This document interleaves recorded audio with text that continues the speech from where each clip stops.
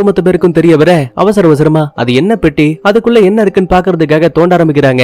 ஏண்டா இதுக்கு முன்னாடி செங்குத்தா ஏதாவது பெட்டியை பாத்திருக்க? கண்டிப்பா இல்ல தலைவரே. ஒருவேளை மலையில சரிவுகள் ஏற்பட்டா கிடைமட்டத்துல இருக்க பெட்டி செங்குத்தா வரதுக்கான வாய்ப்பு இருக்கு. நீண்ட நேர போராட்டத்துக்கு அப்புறமா அந்த பெட்டியை கூட வெளியில கொண்டு வந்துட்டாங்க. ஆனா அதோட வெளிப்பக்கத்துல இரும்பு கம்பிகளால திறக்கவே முடியாத மாதிரி கட்டி போட்டு வச்சிருக்காங்க. பிரச்சனை அது மட்டும் கிடையாது. ஒரு சாதாரண சவப்பெட்டி எத்தனை அடி இருக்கும்? மிஞ்சி போனா ஒரு 6 அடி. ஆனா இந்த சவப்பெட்டி கிட்டத்தட்ட 8 அடி உயரத்துல இருக்கு. பார்க்கும் போதே இதுக்குள்ள ஏதோ ஒரு தீய சக்தி இருக்குங்கிற விஷயத்த ஹீரோவால புரிஞ்சுக்க முடியுது. இப்ப நேரமும் அதிகமாயிடுச்சு. சோ கண்டிப்பா இவங்களால நேரடியா கொண்டு போய் தகனம் பண்ண முடியாது. அதனால வழியில கிம்ங்கிற ஒரு வயசான ஆளோட வீட்டை பாத்திருப்பான்ல ஹீரோ. இப்ப அந்த இடத்துக்கு வண்டியை கொண்டு வராங்க. கிம் கல்லறை பெட்டியை தோண்டிட்டு போலான்னு பாக்கும்போது ரொம்ப நேரம் ஆயிடுச்சு. கண்டிப்பா காலையில முடிஞ்சதுமே நாங்க கிளம்பிடுவோம். இன்னைக்கு நைட்டு மட்டும் உங்க வீட்டுல தங்கிக்கலாமா? பதிலுக்கு அவரும் சரின்னு சம்மதிக்கிறாரு. அதுக்கப்புறமா பின்னாடி இருக்கக்கூடிய அந்த கொட்டகையில கொண்டு வந்த பெட்டியை இறக்கி வச்சுட்டு உள்ள இருக்கக்கூடிய தீய சக்தி வெளியில வரக்கூடாதுங்கிறதுக்காக பெட்டியை சுத்தி அரிசியவும் குதிரையோட ரத்தத்தையும் ஊத்தி